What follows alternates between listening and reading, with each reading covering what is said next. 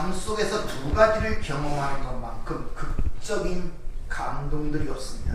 즉, 한쪽에서는 내가 죽어가는 가운데서 하나님이 주신 새로운 생명, 그 영생을 맛보는 즐거움만큼 큰 것이 없습니다. 세상에서도 항상 양면적이죠. 슬픔을 아는 자가 기쁨을 압니다. 배고픈 자가 배부름의 그 만족, 그 기쁨을 알아요. 가난했던 사람이 부의 그 편안함과 안락함을 알 수가 있단 말입니다. 그같이 상반된 모습 속에서 어느 한쪽을 가르치는 것이 세상의 원리고 하나님의 가르치는 교육의 방식입니다. 그래서 사람이 뭔가를 가르치기 위하여 남자, 자칼과 여자, 네케바를 창조하여 둘을 합할 때 사람, 아담이라고 칭하시는 것입니다. 그래서 하늘과 땅을 창조하시고 항상 두 개를 통하여 하나를 통하여 하나를 이루는 걸 통하여 하나님의 진리가 뭔지를 가르쳐주고 있다는 것입니다. 따라서 하나님께서 얘기하는 우리의 끝들, 죄라는 문제를 통하여 하나님의 의가 뭔가를 가르치는 거예요. 아시겠습니까? 그러니까 죄가 나쁜 것이 아니란 말이에요. 죄를 통하여 하나님의 의를 알게 되면 이건 우리에게 복이 된 것이지 결코 이것이 나쁜 것이 아님을 아셔야 돼요. 여러분의 사고방식이 그런 식으로 돌아가셔야 된단 말입니다. 그러니까 죽음이라는 것은 뭐를 가리키기 위하여? 생명이 무언가를 가리키기 위하여 주어진 것이란 말입니다. 그래서 우리가 항상 성경을 볼 때 이것은 하지 말아야 될 것, 우리는 금해야 될 것, 이런 선악의 논리, 선악의 패러다임을 써서 모든 문제를 보게 되면 항상 갈등을 느껴야 돼요. 이것을 해야 되느냐 하지 말아야 되느냐 이렇게. 거기는 어떤 자유가 없습니다. 반드시 선택할 문제가 닥치기 때문에 잘못 선택하면 거기에 대한 책임을 져야 된다는 압박감, 중압감이 생긴단 말입니다. 근데 성경은 그렇게 얘기하지 않아요. 전부 다 하나를 얘기하고 있단 말입니다. 그러니까 어둠을 통하여 빛을 깨닫게 되면은 그것이 진리 하나가 되는 것이고, 빛을 통하여 어둠이 무엇인가를 알게 되면 그것이 또한 하나가 되는 거예요. 그럼 그때는 빛과 어둠이라는 게 사라져버리는 거예요. 근데 그것을 우리가 잘 알지 못하기 때문에 항상 삶 속에는 이리 갈까 저리 갈까, 이것을 해야 될까 하지 말아야 될까는 항상 선택된 문제가 우리 앞에 닥치다 보니까 항상 갈등과 번민이 생긴다는 것입니다. 왜? 그것은 앞날에 대한 결과를 내가 선택하는 결과가 되기 때문에 그래요. 근데 성경은 그렇게 얘기하고 있지 않지 않습니까? 왜냐? 하나님의 백성들은 모든 것이 합력하여 하나님의 선을 이룬다 그러잖아요. 근데 거기 무슨 갈등이 필요합니까? 우리의 유익을 위한 것이라고 얘기를 하지 않습니까? 문제는 그것이 좋냐 나쁘냐의 나의 그 문제가 아니라 그걸 통하여 올바르게 보느냐가 중요하단 말입니다. 아무리 좋은 것이라도 그 안에 진짜를 보지 못하면 그게 나쁜 것이 되고, 아무리 나쁘게 느껴지는 것 속에서도 진짜를 보게 되면 그게 나에게 좋은 것이에요. 그러니까 여러분들이 삶의 어떤 문제와 어떤 상황과 어떤 환경들을 판단할 때 이것이 나에게 좋냐 나쁘냐의 식으로 보는 것이 아니라 그걸 통하여 무엇을 배웠냐가 중요한 것이란 말입니다. 이런 관점에서 여러분의 삶을 해석하는 능력을 우리가 가져야 돼요. 우리는 예수와 함께 옛사람이 죽고 예수와 함께 새 사람으로 살았다는 것이 성경에 우리에게 주신 진리란 말입니다. 합하여 연합하여 함께 죽고 함께 살았단 말입니다. 그럼 무엇이 죽고 무엇이 살았는가를 알아야 되잖아요. 우리는 여전히 그 세상에서, 이 세상에서 여전히 그 몸을 갖고 살고 있잖아요. 그렇기 때문에 예수와 함께 죽어야 할 것이 뭐고, 죽은 것이 뭐고, 그 십자가에서 옛사람이 죽었다고 선언하는데 그것이 뭔가를 알아야 되고, 또 예수와 함께 새 사람으로 살았다 그러는데, 영생을 줬다 그러는데 그것이 무언가를 알아야 되지 않습니까? 그것을 모르기 때문에 여러분의 삶이 고통스럽고 힘든 거예요. 도대체 무엇이 옛사람에 속한 것이고 죽은 것인가? 그걸 모르기 때문에 여러분의 삶을 통하여 그걸 체험케 하시는 거예요. 그러니까 진리를 아는 자들은 내 삶의 체율, 그걸 경험하면서 이것이 죽어야 할 것, 죽은 것이 바로 이것이거를 깨닫게 되는 동시에 여기서 내가 살아났구나를 또한 동시에 깨닫게 되는 거예요. 그래서 예수와 함께 부활한 자의 삶, 그것을 그리스도와 천년 동안 왕노릇하는 것, 이렇게 이야기를 하고, 또 다른 말로 그것이 하나님이 기뻐하시는 산 제물의 삶, 그걸 또 다른 말로 영적 예배, 이렇게 표현하고 다 같은 얘기란 말입니다. 그러면 그 부활한 자의 삶은 마지막 둘째 부활을 기대하는 삶을 이 땅에서 이 몸을 갖고 살아가고 있단 말입니다. 그럼 그런 삶이 이 지상에서 우리가 어떻게 나타나는가를 알아야 내 삶에 왜 이런 문제가 생기는가를 알 거 아니에요. 그리고 내가 지금 살아가는 것, 평범하게 살아가지만 이 삶이 무엇을 의미하고 어디로 나를 인도하고 있는가를 깨달을 거 아닙니까? 이렇게 첫 번째 부활에 참여한 자, 영생을 소유한 자의 이 땅의 삶들이 어떻게 그려지는가가 우리에게 모형적으로 그려진 분이 바로 예수 그리스도의 공생애란 말입니다. 예수님이 그러한 삶을 살았어요. 죄 있는 육신의 몸을 갖고 이 땅에서 아버지만을 사랑하며 아버지 마의 말씀만 지키며 살아갔단 말이에요. 이게 첫째 부활에 참여한 자들의 이 땅의 삶의 모습이었단 말입니다. 그럼 그 예수님의 모습이 어떠한가를 우리가 이해를 한다면 내 삶을 이해할 수가 있고, 이것이 첫째 부활에 참여한 자의 삶을 내가 살아가고 있고 그리스도와 천년 동안 왕노릇하는 삶인 동시에 산 제물로 드리는 동시에 이것이 바로 하나님이 찾으시는 영적 예배 문화를 깨달을 수 있단 말입니다.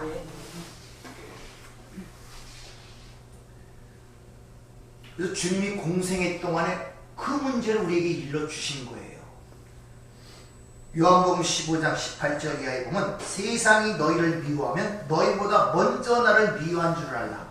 너희가 세상에 속하였으면 세상이 자기 것을 사랑할 것이나 너희는 세상에 속한 자가 아니요 도리어 내가 너희를 세상에 택하였기 때문에 세상이 너희를 미워한다, 이렇게 이야기를 하고 있단 말입니다. 무슨 말이냐? 세상이 예수를 어떻게 미워했는지가 너희의 삶 속에서 그대로 나타나게 되어 있단 말입니다. 그래서 너희를 미워하면 너희보다 먼저 누구를 미워한 것이다? 예수를 미워한 것. 그러니까 내 삶 속에 나타나는 이런 것들이 예수를 미워한 그런 삶이 드러나는 것이라 이렇게 봐야 된단 말이에요.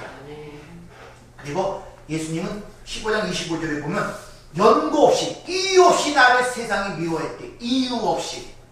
따라서 여러분 삶 속에서 어떤 죄나 어떤 실수나 이런 것에나 이유 없이 그런 고난이 드러나게 된단 말이에요. 아무런 이유 없이. 여러분의 잘못도 아니고 여러분의 실수도 아니고 여러분의 죄 때문에 한 것도 아니고 이유 없는 고난을 받을 때가 있다는 것입니다. 따라서 성도는 우리 삶 속에 그런 고난이 닥칠 때 왜 이런 일이 나에게 일어나는 원망과 불평을 통하여 그 원인을 찾으려고 노력하지 마시고, 고난이 자신에게 옛사람이 이미 십자가에 죽었다는 복음의 현실이 이것이구나를 깨달아야 된단 말이에요. 그 십자가에 죽은 옛사람이라는 것이 바로 이것이구나를 깨달아야 된단 말입니다. 그리고 예수님이 이유 없이 그렇게 고난을 받고 십자가에 죽은 것이 바로 그 이유 없는 그 이유 속에 바로 내 죄, 나의 죽음이 그거였구나 를 깨달아야 된단 말입니다. 이유 없이. 그게 옛사람이라는 말이에요. 그래서 유독 종교 중에 기독교가 이유 없이 공격을 당하고 이유 없이 사람들로부터 비난과 조롱을 받는 것입니다. 이유 없이. 그래서 베드로 사도는 이 땅에서 나그네 된 자의 삶이라고 얘기를 해요. 우리를 이 땅에 머물 자가 아니라 지나가는 자이기 때문에 그들의 삶이 어떻게 그려질 것인가를 이렇게 설명합니다. 베드로전서 5장 9절 10절.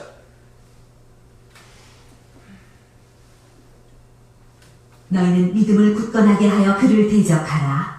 이는 세상에 있는 너희 형제들도 동일한 고난을 당하는 줄을 알미라. 모든 은혜의 하나님 곧 그리스도 안에서 너희를 부르사 자기의 영원한 영광에 들어가게 하시니가 잠깐 고난을 당한 너희를 친히 온전하게 하시며 굳건하게 하시며 강하게 하시며 털을 견고하게 하시리라. 자, 하나님이 속한 하나님의 백성들은 전부 다 동일한 고난을 당한다는 거예요. 모습은 다르고 양상은 다르지만 고난받지 않는 하나님의 백성들은 없다는 말이랍니다.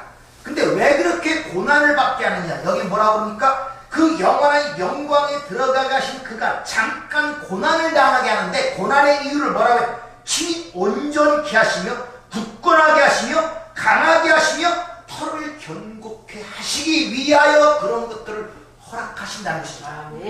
우리가 삶의 토대를 세워야 되는데 건물이 세워질 때 그 토대가 가장 중요합니다. 모래 위에 세운 것들은 아무런 소용이 없단 말입니다. 성경 고린도서 3장에 분명히 얘기하죠. 무슨 터? 누구 터 위에?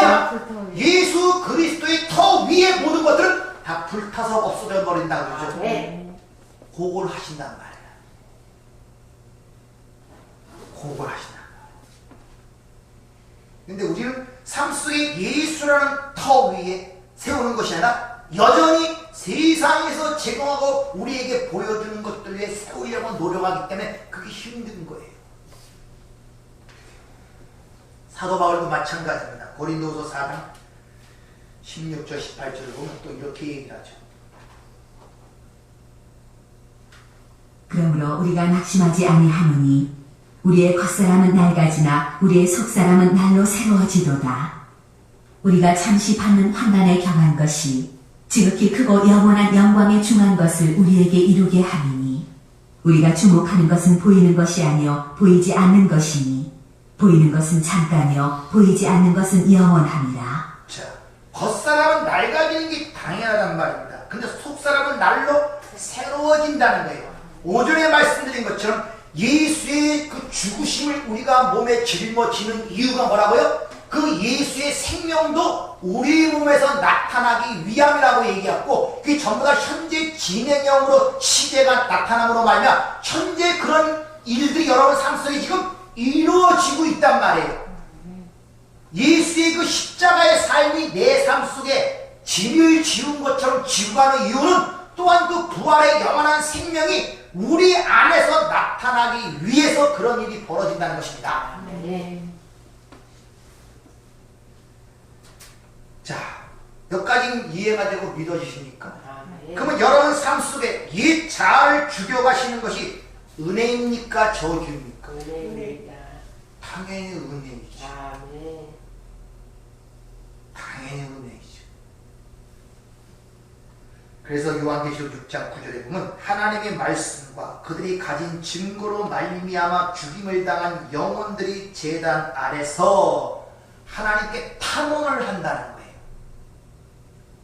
탄원. 자, 그럼 이 땅에 산 제물로 사는 저와 여러분을 말하는 건데 이 성도들이 하나님께 탄원하는 내용이 뭐겠습니까? 한 예를 들면 창세기 4장에 보면 가인에 의하여 아벨이 죽죠. 아벨이 땅에서 피에 호소를 한다, 탄원을 한다 그래요. 그러면 아벨이 하는 탄원이 뭐겠습니까? 나를 죽인 저 가인에게 원수를 갚아주세요 하는 그런 탄원이겠습니까? 아니라는 것이죠.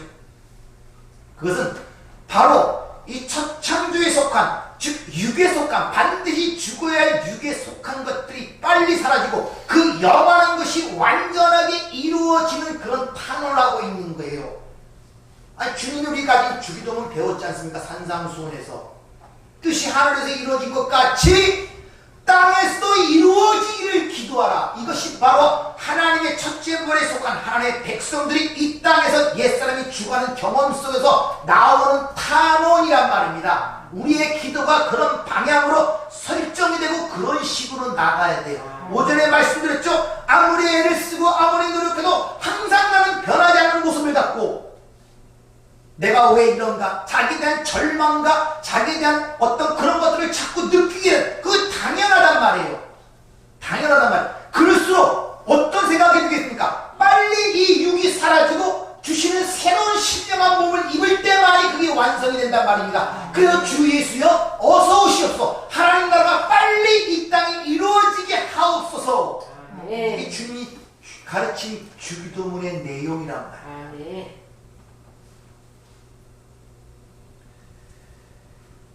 그래서 아벨이 땅에서 피의 호소를 한 것은 바로 하나님이 자기 제사를 받지 않았다고 하나님에 대한 원망과 하나님을 죽이라는 그 죄성, 가인이 가졌던 그 죄성에 대한 것이란 말이에요. 그 죄를 없애달라는 탄원이 바로 아벨의 탄이었단 말이에요. 문제는 뭐냐? 바로 그 가인의 죄, 그 죄가 내 안에 있다는 게 문제예요. 성경은 누구에 대한 이야기다? 그럼 가인과 아벨이 누구 안에 있다? 그렇게 생각하셔야 된다. 자꾸 내 밖에서 딴 걸 찾지 마세요. 내 안에서 전쟁이 일어나는 거야. 내 안에서. 가벨은 내 밖에서 나를 핍박하는 그것이 아니라 내 안에 그 가인이 있다니까요. 여러분이 핍박받는다고 생각하지만 다른 사람은 여러분에게 핍박을 받는다고 생각하고 있다니까요.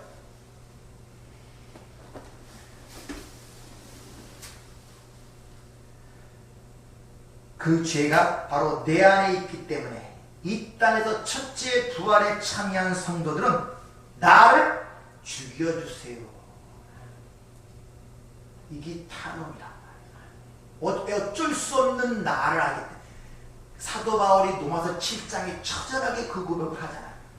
원함은 있으나 행함이 없다는 거예요. 선을 행하고자 하나 행하는 것은 죄라는 거예요. 내 안에 악이라는 것입니다. 그러면서 얼마나 고통스러운지 이 사망의 몸에서 누가 나를 건져내리요? 이 저절한 외침이 나오잖아요. 그럴 때 동시에 그 영광 예수 그리스도로 말미암아 구원을 주시는 하나님께 감사하라. 진정한 감사가 그 안에서 솟구쳐 나오는 내용이 바로 거기에 기록되어 있다는 것입니다. 첫째 부활에 참여한 자들은 바로 옛사람의 죽음에 대한 열심과 노력이 반드시 나타나게 되어 있다는 것입니다. 왜? 우리 안에 성령, 진리의 영이 들어오게 되면 우리 안에 내가 보지 못하던 그 어둠이라는 죄악성들이 발가벗기듯이 드러나기 시작하는 거예요. 그게 들어오게 되면. 그래서 우리가 지금까지 추구하던 인생관이나 가치관이 바뀌게 돼요. 목표나 지향성이 바뀌게 된단 말입니다. 그러니까 내 가치관과 인생관이 바뀌니까 당연히 나의 방향이 바뀔 수밖에 없잖아요. 거기에 대한 열심이 나타날 수밖에 없다는 것입니다. 그렇다고 우리들의 열심과 노력으로 옛사람의 죽음을 완성하라는 그런 말이 아니라 영적 현실이 얼마나 소중하고 그 가치를 알게 된다면은 다시 말하면 부모에게 효도하는 자는 부모의 사랑을 깨달을 때만이 진정한 효도가 나옵니다. 부모의 재산을 바라본다든지 인신방편으로 자기를 잘 보이는 그런 효도는 진짜 효도가 아니란 말입니다. 진짜 그 부모의 사랑에 내가 감격으로 그걸 깨달아질 때 진정한 효도가 나오는 거예요. 이와 마찬가지로 하나님의 사랑을 진정 깨닫게 될 때 자연히 거기에 대한 내 안에 열심이 격발이 된단 말입니다. 당연히 하나님의 말씀은 살아있고 운동력이 있으니까 그 말씀이 내 안에 거주하면서 그 말씀이 살아 움직이면서 내 삶의 그 일을 경험하도록 이끌어가기 때문에 그래서 빌립보서 2장 13절 너희 안에 행하시는 이는 하나님이시니 자기 기쁘신 뜻을 위하여 너희에게 소원을 두고 행하게 하신다. 이렇게 얘기를 하고 있는 이유가 바로 거기 있는 것입니다.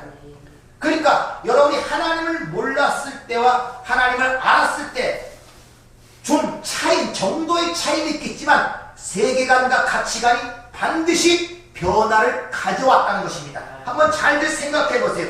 그전엔 다양한 문제와 다양한 사건이 사건마다 엄청나게 당황스럽고 두려웠지만 지금 조금 여유가 생겼잖아요. 이렇게, 이렇게 성숙이 반드시 있고 변화가 있단 말입니다. 그전에 어떤 문제는 더 당황스러워하고 두려운데 이제는 그전보다는 좀 더 덜 당황스럽고 덜 두려워하는 그런 변화들이 여러분 삶 속에 조금 나타나지 않습니까? 아멘. 이게 성숙하는 과정이란 말이에요. 아멘. 성경에는 너희가 율법 안에 있지 않냐고 은혜 안에 있다는 그 말씀을 알기 때문에 그렇다고 여러분이 살 수 있어요? 못 산단 말이에요. 막 살려고 해도 뭔가 모르게 내 안에 나를 붙잡고 움켜쥐는 어떤 것들을 느껴지지 않습니까? 죄를 하지 말라는 것들을 하고 싶은 마음이 있지만 그 가려면 뭔가 자꾸 안에서 불에 끼려는 그런 느낌이 안 듭니까?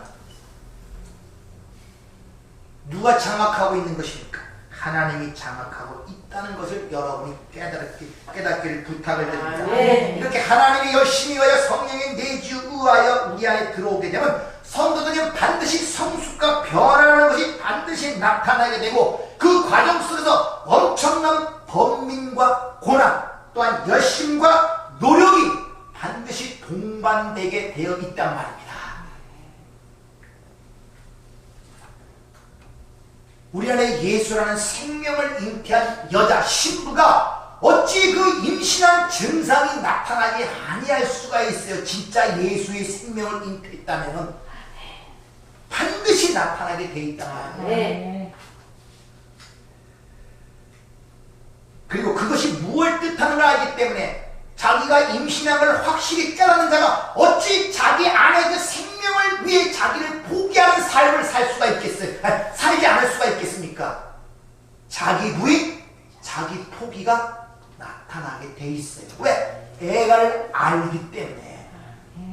누가 어거지로 시켜서 그러는 것이 아니라 이렇게 반드시 예수라는 생명이 내 안에 잉태된 하나님의 백성들은 반드시 자기 부인의 길로 티끌은 자리로 하나님의 이름을 부리는 그 자리로 내가 이끌려 내려갈 수밖에 없다는 것입니다. 아멘. 이것이 하나님의 사랑을 알았을 때 그 사랑에 내가 설복되어 가는 길이란 말입니다. 아멘. 사랑에 설복되어서.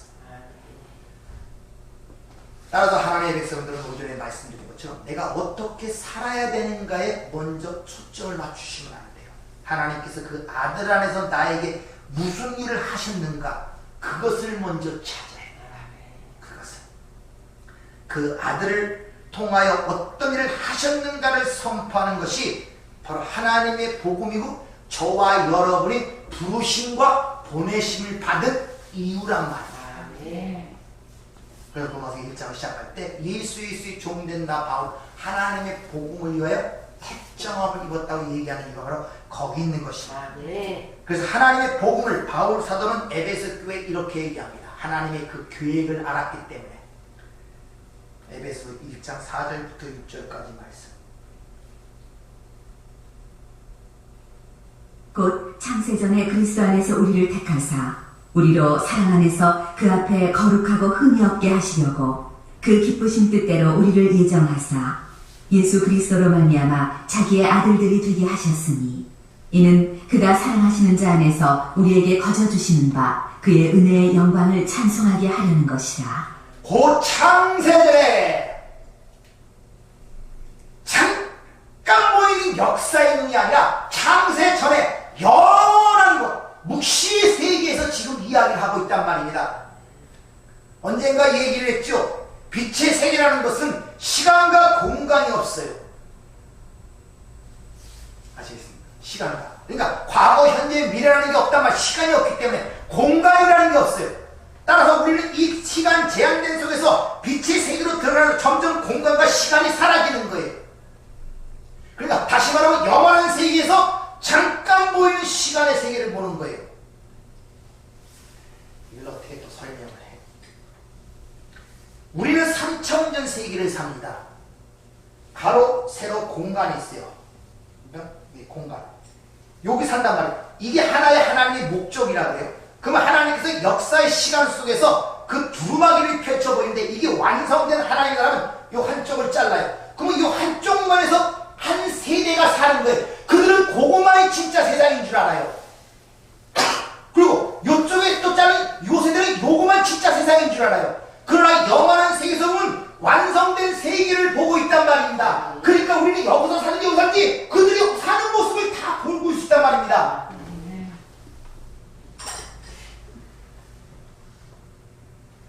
그 여러분이 지금 보이는 세상에서 보시면 안 돼요. 그 여러분들을 부르신 세상에서 끄집어내는 거예요. 먼저 끄집어내야 세상이 보이기 때문에 Come out, my people. 내 백성들아, 이 세상에 가는 멸망에서 멸망받기가 거기서 나오라 그러잖아요. 계시록 18장에서 Come out, 나와. 그들의 말에 제한을 받지 말고 거기서 빠져나올 때 그들의 모습이 보이고 그들의 모습이 진정 이해가 될 때 그 안으로 집어넣어 그걸 채울게 하시고 거기서 하나님의 뜻을 펼쳐가신단 말입니다.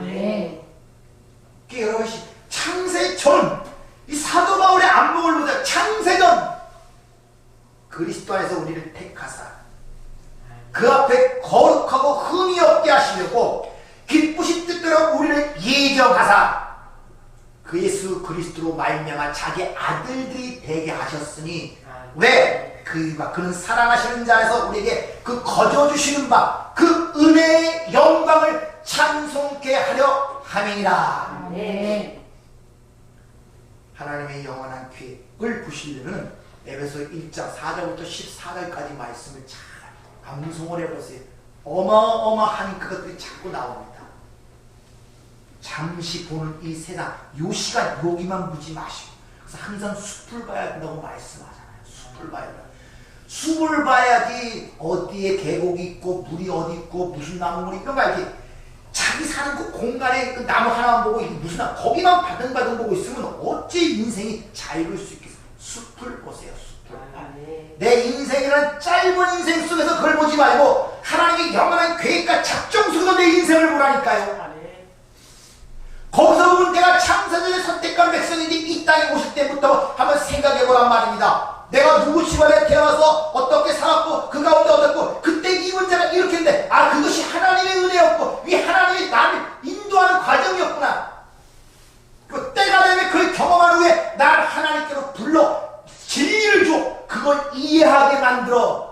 과거에 그렇게 힘들고 어렵던 쓴뿌리가 있던 모든 것들이 한순간에 하나님의 은혜로 변화하는 역사가 된단 말입니다. 그럴 때 그게 용서라는 거예요. 용서.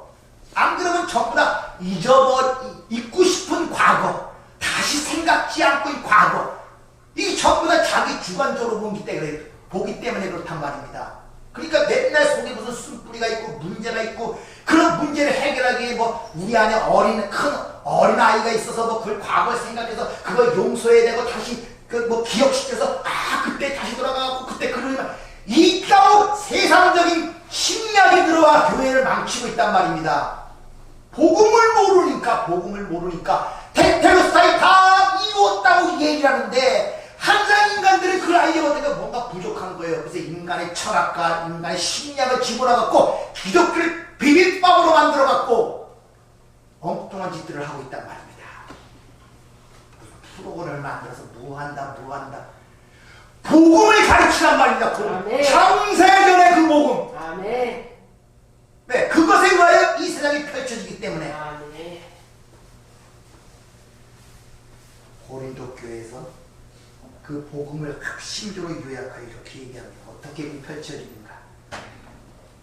유대인은 표적을 구하고 헬라인은 지혜를 찾으나 우리는 십자가에 못 박힌 그리스도를 전하니 유대인에게는 거리끼는 것이요 이방인에게는 미련한 것이로되 오직 부르심을 받은 자들에게는 유대인이나 헬라인이나 그리스도는 하나님의 능력이요 하나님의 지혜니라. 자, 예수 그리스도의 십자가라는 것은 하나님이 이 땅에 행하신 일에 합축하여 한말로 하면 예수 그리스도의 십자가란 말입니다. 그 하신 일. 근데 그 십자가를 전하는 자체가 하나님의 능력이며 지혜라고 얘기하고 있단 말입니다. 그 하나님의 능력과 지혜로 인하여 다시 말하면 그 십자가의 일로 인하여 우리가 죄로부터 해방을 받는 거 아닙니까?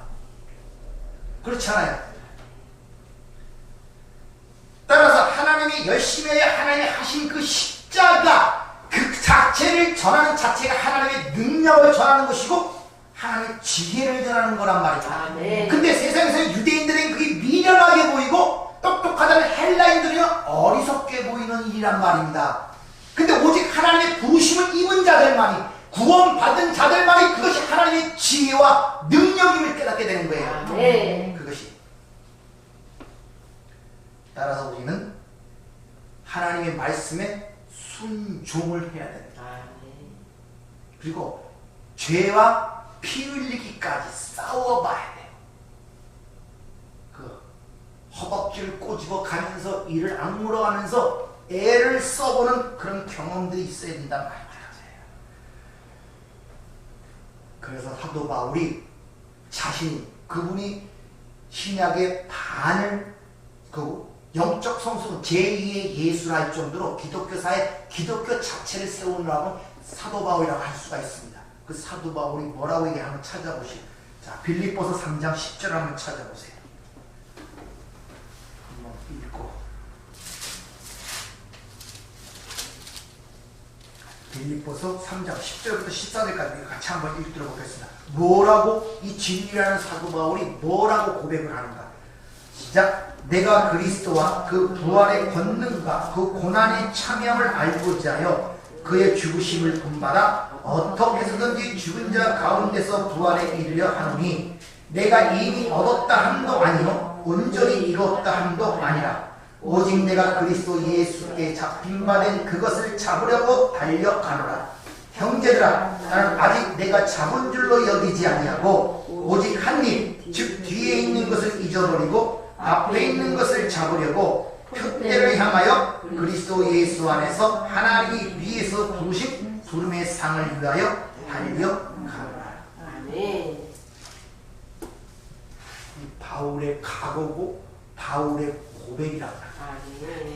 그 부르심의 상을 표대를 향하여 이미 내가 이뤘다도 아니요 온전히 함대 그걸 잡으려고 쫓아가는데 그러기 위해서 뭐해? 고난에 참여를 알고자. 왜? 그래야만 고난 속에서 부활의 권능을 깨닫기 때문에.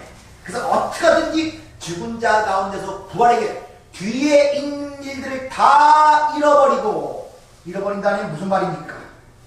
그거에 얽매이지 아니하고 앞에 것을 잡으려고 표대를 향하여 그리스도 예수 안에서 하나님이 위에서 두신 부름의 상을 위하여 쫓아간다는 사도 바울의 고백이 오늘 말씀이란 말입니다.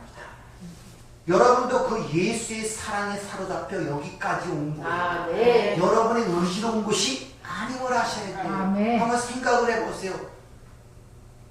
예배에 오고 싶지 않은 마음도 굴뚝같이 들었잖아요. 근데 아무런 생각도 없이 왜 해야 되느냐 이런 멍한 생각도 흔히 말하는 멍 때리기도 했잖아요. 훨씬 세상 삶이 좋아 보이고 그때 가고 싶어 했잖아요. 근데 오늘 이 자리에 여기 왜 있냐? 하나님의 사랑의 강권을 붙잡고 인도하시기 때문에 그렇다는 것을 믿으시길 바랍니다. 아멘. 따라서 오늘 사업의 고백처럼 지난 한 해는 다 잃어버리세요. 그걸로 족한 것입니다. 아멘. 그리고 올 한 해도 하나님께서 위에서 부르신 그 부름의 상을 위하여 표대를 향하여 달려가시기를 축원합니다. 아멘. 그 길은 혼자 가는 길이 아니라 주님과 동행하는 길이기 때문에 우리에게는 능히 그 길을 걸어갈 수 있는 능력이 있다는 것입니다. 아멘. 세상 끝날까지 내가 너와 함께 하라는 이 말씀을 꼭 기억하시길 바랍니다. 아멘. 기도하겠습니다. 은혜롭고 자비로우신 아버지 하나님 감사를 드립니다. 어찌 하나님의 은혜가 아니고 하나님의 사랑으로 붙잡고 오시지 아니했더라면 오늘 우리가 여기 이 순간에 여기에 서 있을 수가 있겠습니까? 이럴 때마다 하나님의 은혜가 더욱더 사모해지고 그 사랑을 받고 싶은 마음이 더욱더 간절합니다. 주님, 우리가 이 세상에서 잠시 주은 이 시간 속에 우리의 시간 그 인생이라는 걸 통하여 하나님의 그 영광이 드러나기를 간절히 소원합니다. 올 한 해 가운데 우리의 삶이 온전히 쓰임받는 하나님의 도구가 되기를 원합니다. 무엇보다 우리를 장악하는 성령의 충만함을 주셔서 내 의지와 내 뜻대로 살아가는 것이 아니라 남이 내게 띠띠고 내가 원치 아니하는 것으로 데려간다는 주님의 말씀처럼 하나님이 원하시는 것으로 우리의 삶을 인도하여 주시옵소서. 우리를 사랑하시는 예수님 이름으로 기도하옵나이다. 아멘.